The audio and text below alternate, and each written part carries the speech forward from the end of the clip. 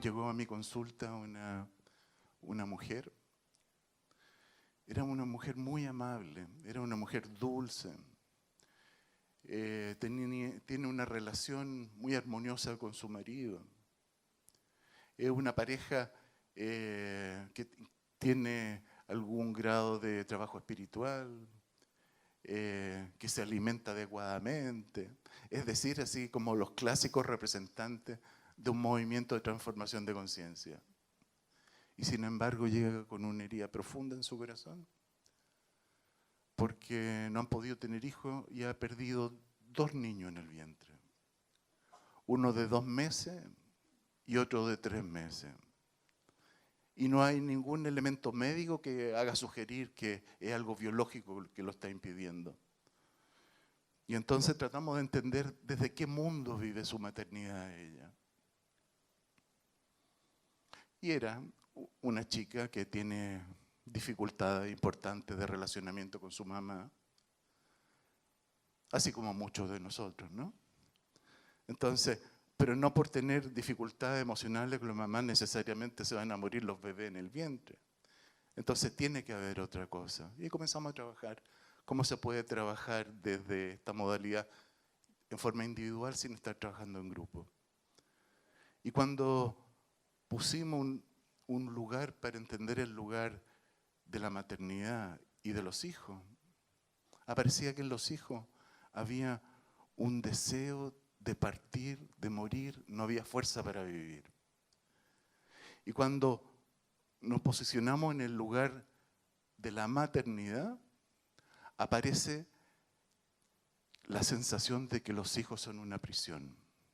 Aparece la sensación de que era mejor morir que estar en ese lugar de prisión con los hijos. Qué loco, ¿no? Porque ella venía desde un lugar de sufrimiento, un lugar en que quiere con todo su corazón tener esos niños. Y entonces la pregunta es, ¿a qué representa eso? ¿La representa ella? ¿O representa el eco de una historia que hay detrás, que hace cuerpo en su cuerpo?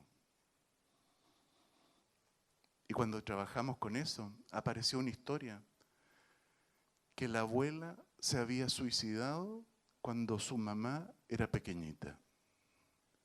Es decir, hay un trauma transgeneracional que se instala en el cuerpo de alguien que viene en otra generación. Y es como si la vida no pudiera sentarse, porque es como si la vida necesitara irse.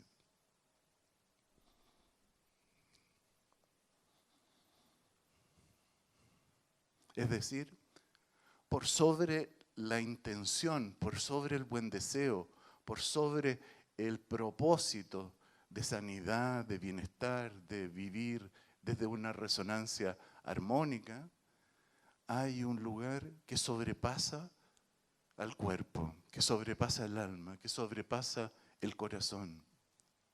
Entonces, quiero, para que podamos entender esto, hacer una distinción entre 2 palabras.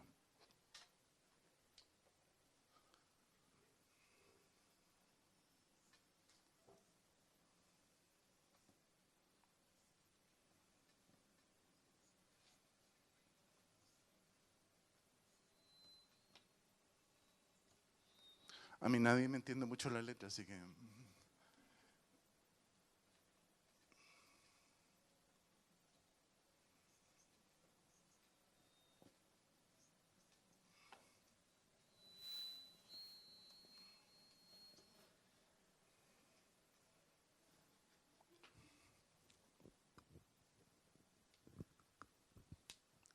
Es una distinción entre la palabra conciencia y la palabra conciencia, y que muchas veces la usamos indistintamente como si fueran lo mismo, y son muy diferentes, ¿no?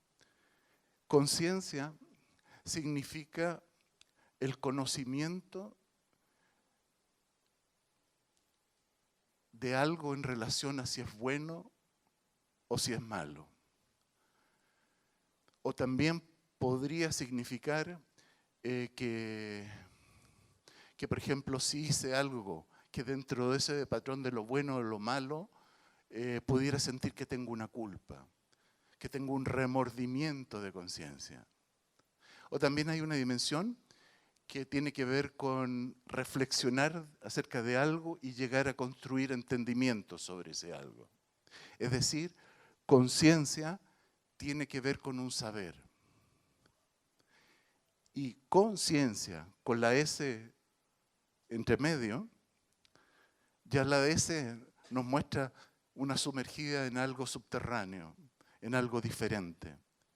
Y esa conciencia representa la capacidad humana de percibir la realidad y de reconocerse dentro de esa realidad. Es decir, es una función en torno a la lucidez del estar. E incluso podría darse que la conciencia es inconsciente. ¿Y en qué sentido lo digo? Es consciente como un saber dentro de la vigilia, pero de alguna manera esa conciencia del saber del qué es bueno y qué es malo, ¿a quién le pertenece? ¿De dónde viene? ¿Dónde se origina? Y entonces, muchas veces defendemos posiciones que ni siquiera son nuestras, que las repetimos y que las tomamos como banderas de pertenencia. Y se vuelven las voces con que vivimos la realidad. Yo muchas veces a mis alumnos les pongo el ejemplo de una niñita que está jugando a las muñecas y entonces le dice a la muñeca: no te levantas de aquí hasta que te hayas tomado todo tu tecito. ¿Quién está hablando? ¿Quién habla?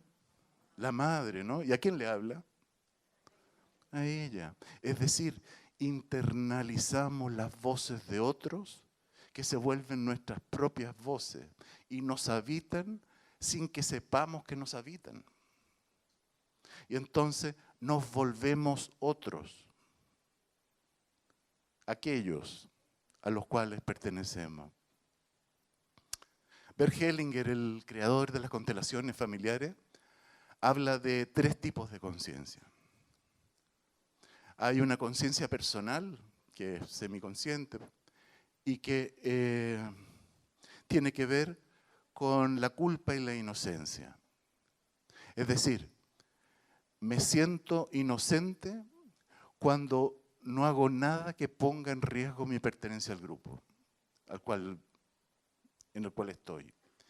Y me siento culpable si pongo en riesgo mi pertenencia al grupo. Es decir, si hago algo de lo que ellos no esperan. Y si pensamos en ese tipo de conciencia, que es la primera conciencia, es una conciencia que reproduce la violencia de un sistema. Reproduce en que si eres lo que yo espero que tú seas, tienes mi corazón. Pero si no eres lo que yo espero, te saco de mi corazón. Y ese tipo de pertenencia es violencia. Definitivamente. Es manipulación. Es estar atrapado en otro. Bert Hellinger habla de una segunda conciencia, que es la conciencia grupal. ¿Y a qué se refiere con ello? Se refiere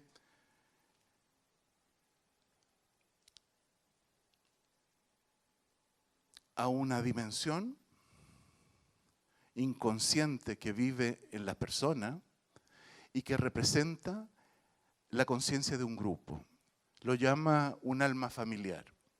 Es decir, es algo que vela por la pertenencia de todos indistintamente si son buenos, si son malos, si son adecuados, si no son adecuados. Es decir, es una conciencia que al grupo no lo expulsa. Y entonces desde ese lugar es como si esta alma familiar viviera de pronto en un descendiente, trayendo a su propia vida, personificando a alguien excluido. Es decir, imaginemos que hay un abuelo que fue expulsado de la familia porque estafó, qué sé yo, una cooperativa, ¿no? Y entonces genera una gran vergüenza y ni siquiera se habla de ese abuelo, ¿no? Y de pronto un nieto en el kinder se roba los lápices de los compañeros, se roba las loncheras, ¿ah? Y de alguna manera es como si estuviera tomando algo de su abuelo. Es como si estuviera volviéndose su abuelo. Es como si se volviera lo que ha sido excluido. Entonces, esta alma familiar, esta conciencia grupal, como la piensa Bert Hellinger, es un movimiento que piensa en la sobrevivencia del grupo, la inclusión de todo el grupo, incluso a costa de algunos inocentes que pagan con sus propias vidas para que esto sea incluido. Y después hay una tercera conciencia, que es la conciencia espiritual. Y es una conciencia que está más allá del bien y del mal, que incluye a todos, que no hace separaciones. No hace separaciones con ningún grupo. No solamente con los que pertenecen al grupo, como en el alma familiar. Porque desde esa concepción de esa conciencia grupal, yo me puedo sentir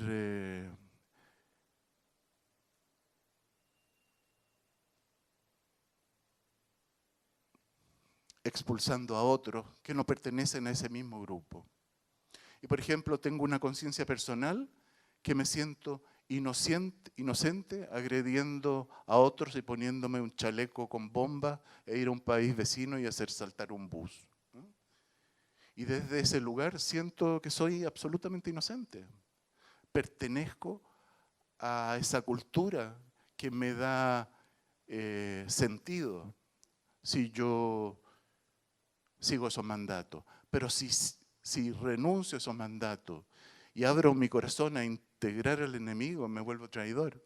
Es decir, de alguna manera empiezo a integrar una culpa que me hace retroceder.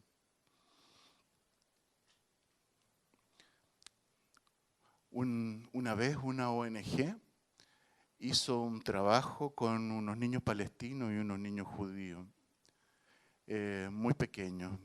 Y entonces lo hizo convivir como todos los niños. Y eran todos amigos, evidentemente. Y entonces la idea era que ese amor pudiera convertirse en una buena semilla para que fuera disolviendo el odio en sus propios núcleos. ¿Y qué terminó resultando? Terminó resultando que cuando volvieron a sus pueblos, se volvieron más virulentos que cualquiera de los otros, para que no dudaran de su pertenencia. Entonces, es un tema esto de la conciencia versus la conciencia, ¿no? Entonces, decíamos que la conciencia es un saber, es un aprendizaje. ¿Y cómo se construye ese entendimiento, esos valores que permiten distinguir lo que el grupo o familiar quiere y lo que no quiere? Es decir, esos valores, ¿cómo se transforman en identidad? Para entender eso, cómo se constituye una identidad, hay que entender cómo se constituye primero el ser. Y la respuesta es que el ser se constituye en el amor. El amor es lo que forma el ser, es lo que le da sentido. No solo sentido, le da posibilidad de ser. Cuando una mamá ama a su hijo, cuando el niño se derrite en los brazos de su mamá, se derrite en las palabras de su mamá, no solamente se nutre de esa tibieza, de esa dulzura, es como si la madre fuera un recipiente en que el niño se virtiera dentro y toma la forma de ese recipiente. Es decir, uno se constituye en ese otro primordial. Y eso es una bendición invaluable, independiente de las características del contenedor. De hecho, sin ese contenedor no habría forma de sostener una identidad. La psicosis es una dificultad en la estructuración del ser. Es decir, si hemos estado armados es porque tuvimos un lugar en el corazón de otro, de otra. El año pasado, no sé, el año pasado fue el festival de nuevo, hace 2 años, ya ni me acuerdo. Bueno, la vez anterior hablé de budismo y constelaciones familiares, ¿eh? Y hablé como la mamá del príncipe Gautama, el que se convirtió en el Buda, murió en su parto. Y el papá, que lo amaba profundamente y que era un rey, y que había escuchado una profecía en que se iba a convertir o en un gran rey su hijo, o en un ser muy espiritual, lo custodió en un castillo lleno de bienestar. Estaba casado, tenía un hijo. Y entonces la leyenda cuenta que en algún momento salió del palacio y de alguna manera se encontró con otro mundo. Se encontró con la muerte, con la pobreza, con la violencia de la vida. Y eso lo impulsó a hacer un viaje de transformación como regalo para la humanidad. Con todo mi respeto para los budistas, con los cuales yo simpatizo en mi corazón profundamente, creo que son pura fantasía. ¿Por qué? No dudo de que pasaron todos los hechos como pasaron, pero lo que yo creo es que lo que lo impulsó no fue un movimiento hacia el regalo de la humanidad. Su movimiento fue hacia la muerte. Su movimiento fue hacia la destrucción. En su movimiento, ¿a quién quería alcanzar? Es a la madre que muere en el parto. Y entonces entro en una espiral de autodestrucción para alcanzar el corazón donde está la muerte.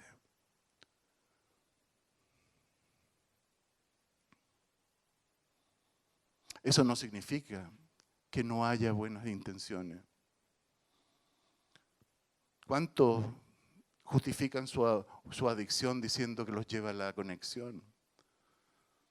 ¿Cuántos justifican el estar en conductas de permanente riesgo diciendo que eso los sostiene permanente vivo? Siempre hay una explicación, pero en el fondo hay una marea que te lleva, que te arrastra en una dirección, incluso hacia la autodestrucción. Y entonces el príncipe Gautama se volvió un renunciante, estuvo a punto de morir en ese viaje hacia la muerte. Pero sin embargo pasó algo tan extraordinario, que se levantó sobre la muerte para iluminar su corazón y su mente como un regalo invaluable para la humanidad. A mí me gusta mucho más entenderlo de esta manera, porque me da esperanza. Sentir de que es un sabio iluminado desde antes nos deja a todos en otra estación. Pero entender que es un hombre que se levanta de su situación más difícil y la transforma en un acto de belleza, nos regala un camino. Nos regala un camino en que cada uno de nosotros podemos levantarnos de las cosas más difíciles en las cuales estamos. Y de los lugares más difíciles se puede construir belleza. Pero estábamos en la pregunta, ¿dónde comienza el ser? ¿Se acuerdan? ¿Dónde crees tú que comienza el ser? No sé. Alguien que tenga alguna hipótesis, ¿eh? Cualquiera, da lo mismo. En el vientre materno. ¿Alguna otra hipótesis? ¿Dónde? ¿La fuente? No entiendo, escucha. Ah, ya, ese es un lugar espiritual, ya, ok. Pero imaginemos que tiene que ver con esta vida. En esta vida, ¿dónde comienza el ser? En el amor. Cuando nacen, padre y madre. Concuerdo contigo. Hay una niña pequeña, está conversando con sus amigas, ¿no? Están ahí, están las estrellas, qué sé yo. ¿Eh? Y ella dice, un día yo voy a tener un hijo. Ahí nació el ser. Ya viven los sueños de mamá. Ese es el contenido que nos va a dar forma. Es decir, uno se vuelve el contenedor que le da forma. Pero puede que no sea tan romántico, ¿no? Puede que mamá haya tenido un aborto, perdió un niño antes, y entonces ya su pensamiento sobre la maternidad futuro ya está constituyendo el ser que viene. Y entonces queda uno en lugares complejos. Todo niño tiene una relación con su madre en que su madre es todo originariamente. Es el vientre que lo sostiene, es el útero del universo. Es la palabra que te nombra. Cuando te dice, tú eres mi amor, tú eres mi dulce, el niño. ¿Eh? Es como un fototropismo, como si ese fuera el sol. ¿Eh? En realidad, de lo que nos nutrimos por sobre el pecho, es de ese amor, de ese investimiento, de ese regalo que nos da lugar.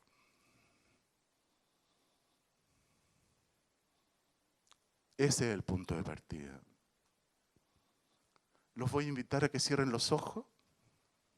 Cierren los ojos un momento.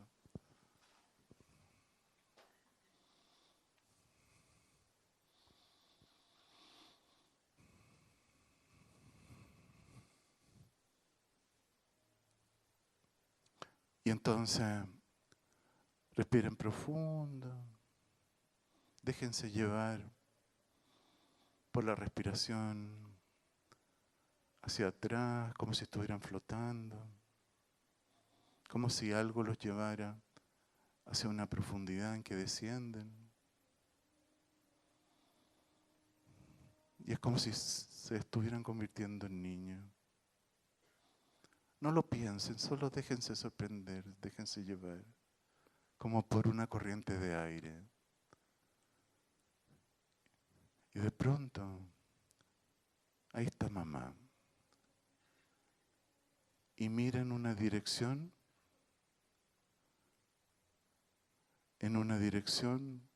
que representa el anhelo de su corazón. Algo que su corazón anhela.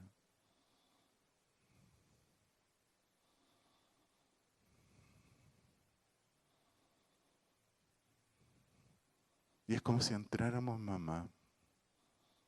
Es como si sintiéramos cómo se conforma ese anhelo en el corazón de mamá.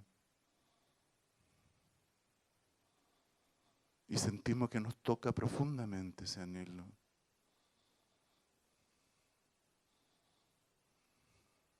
Nos toca la piel, nos toca el alma.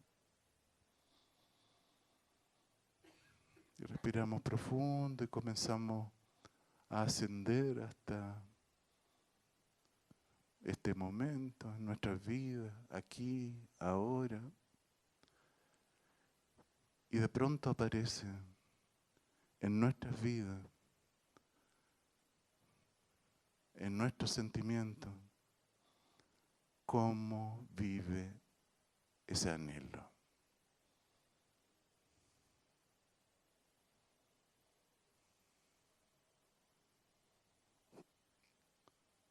cómo ese anhelo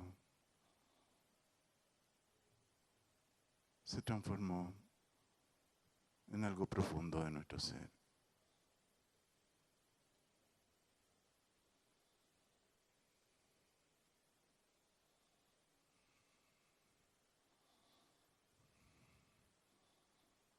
Respiramos profundo, abrimos los ojos.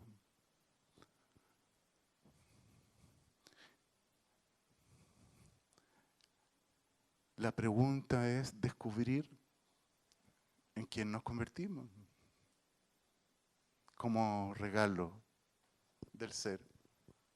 Y lo cierto es que los niños pequeños necesitan ser absolutamente todo para el otro, absolutamente todo. Es como si no pudieran soportar que hubiera una fisura en mamá. No pudieran soportar de que hubiera un poco de ausencia. Es como que los niños pequeños son verdaderos dictadores. Es imposible estar para un otro de esa manera. Es insostenible. Puede existir un momento como regalo, como el ser, pero es insostenible. Es algo que parte quebrado desde un comienzo. No hay manera de estar en eso permanentemente. Y eso lleva al niño a la frustración.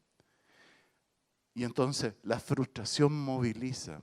Si no hubiera frustración, no habría impulso vital para buscar. De hecho, a los niños que les toca todo resuelto, que les dan todo, es como que quedaran inmovilizados. Es decir, se necesita una atención para poder movilizarse.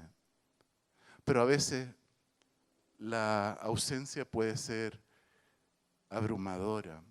De hecho, hay un momento que es como a los 18 meses de los niños, a veces un poquito antes, en que para poder soportar que mamá no esté, tienen que desarrollar un recurso interno. Antes de eso, es como si lo que le pasara a mamá es lo que le pasa a uno. Mamá tiene un impacto emocional de algo y el niño sufre una dermatitis o una crisis asmática. Es como si viviera en su cuerpo lo que mamá vive en el campo emocional. Es como si fueran un solo ser. Y entonces eso es insostenible. Entonces hay un momento en que empiezan los niños a construir un juego de aparición y desaparición. ¿Lo han visto? Están con el pañal y están así, está, no está, está, no está. Y lo hacen, y gozan, y disfrutan. Es como que no quisieran acabar nunca, ¿no? Y la razón del goce es que por primera vez, hacen desaparecer el mundo y no desaparecen ellos. Antes la desaparición de mamá es la desaparición del continente que te contiene. Es como desarmarte, como si fuera agua que se va al suelo. Es como que se abriera el piso. Entonces lo que se necesita es algo que sostenga. Y entonces, ¿qué es lo que se empieza a instalar? Un recurso nuevo. Y esa es la construcción del yo. Por primera vez desaparece el otro y yo permanezco. Esa es una conquista gigantesca, sideral, que marca un antes y un después. Pero al mismo tiempo es el inicio de la pérdida de mamá. Es el inicio de la pérdida de esa conexión que es como el paraíso perdido para pasar a ser dos seres. Y entonces se inicia un proceso de crecimiento.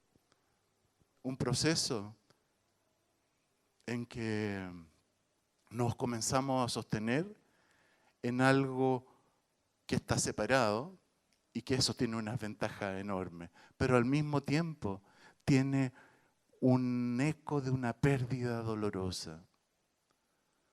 Porque ese estado del paraíso perdido donde se eran uno, desapareció.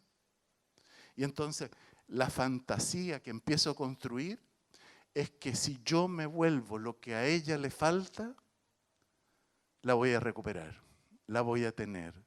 Si yo soy lo que a ella le falta, la voy a tener. 5 minutos, wow. 10. Bueno, chorra. Bueno, vamos a tener que saltar algunas cosas. Pero si yo me transformo en ese dolor que es mamá, y se me vuelve identidad, ¿cómo salgo de eso? ¿Cómo recupero un camino hacia la sanación? ¿Qué es la sanación? Me hubiera gustado tener más tiempo para contarles cómo uno se convierte en el otro, cómo queda atrapado en ese lugar. Pero si pudiéramos pensar en cómo se sale, ¿no? La sanación, uno podría decir que es la reconexión de lo perdido. Es la reunión con lo que quedó roto y separado. Pero no solo en relación a nuestros padres, sino en relación a nosotros mismos principalmente también. Entonces, para algunas personas, las constelaciones son un método privilegiado en que aparece una perspectiva nueva de entendimiento que permite que el corazón pueda volver a movilizarse hacia lo que estaba perdido. Por ejemplo, es muy común, y me hubiera gustado explicarle cómo se produce, pero es muy común, por ejemplo, que una niña quede identificada, en vez de con su madre, quede identificado con un amor anterior del padre. Es decir, queda identificada con una rival de mamá. Y es como si mamá fuera su propia rival. Y entonces una niña, por amor a su papá, aunque no sepa la historia, puede estarse perdiendo su mamá. O de pronto un niño o una niña no puede tomar a su papá porque está sumida o sumido en las historias difíciles de mamá con lo masculino. Y entonces, cuando se logra tener una perspectiva que tiene que ver con el lugar en que uno quedó por la lealtad a otro, es como si por milagro apareciera un camino de reconexión con lo perdido. Es como de reparar algo que viene de la ignorancia. Y las constelaciones familiares son como un relámpago que ilumina eso. Pero hay otra dimensión de persona en que no es suficiente el entender. A veces hay personas que han quedado tan paralizadas en la vida con cosas tan difíciles que la reparación no viene de entender. No viene de pedirle que haga un movimiento activo a tomar algo que no puede tomar. Eso es pedirle demasiado a alguien. Cuando alguien está en ese lugar, el movimiento reparador es reconstruir una confianza básica con alguien que haga de puente para que lo que quedó disociado en su ser se pueda volver a reunir. Por ejemplo, una niña que ha sido abusada por su papá. ¿Cómo le va a estar pidiendo uno que ame a su papá? Tiene todo su derecho a vivir su dolor, su fractura, su rabia. Hay condiciones en que no se puede pedir un movimiento activo de alguien a tomar algo que no puede tomar. Lo que hay que hacer es respetar su imposibilidad. Porque si no hacemos eso, retraumatizamos a las personas. Lo que se necesita hacer es acompañar a ese lugar donde se pueda volver a sentir seguro para mirar de nuevo. 5 minutos más.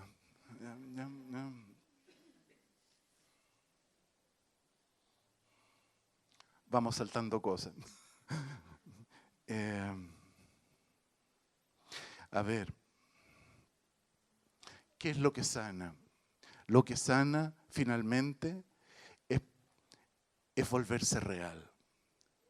Es la conciencia que hablamos, de la conciencia, del percibir la realidad y la contextualidad en que uno se reconoce en ella.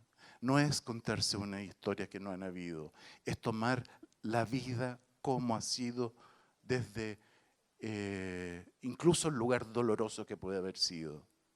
Eso da dignidad, eso da fuerza. Lo que quita fuerza es justamente el querer contarse historias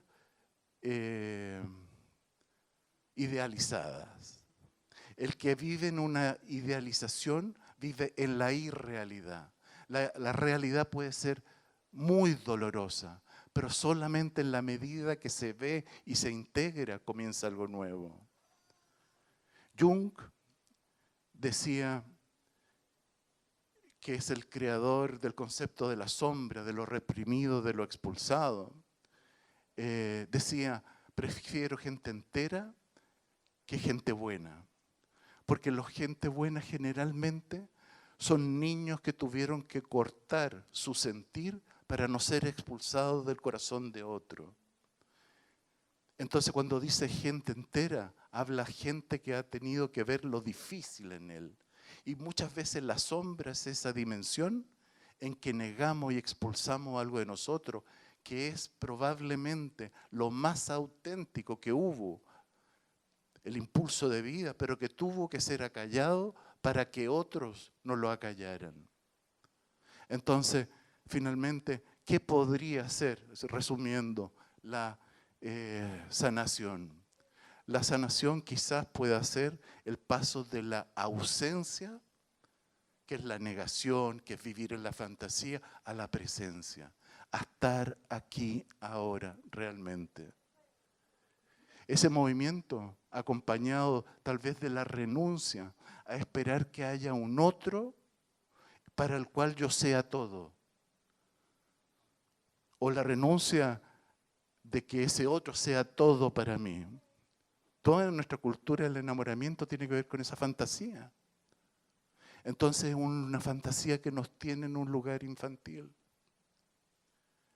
Cuando se puede hacer ese movimiento y uno se vuelve su propio continente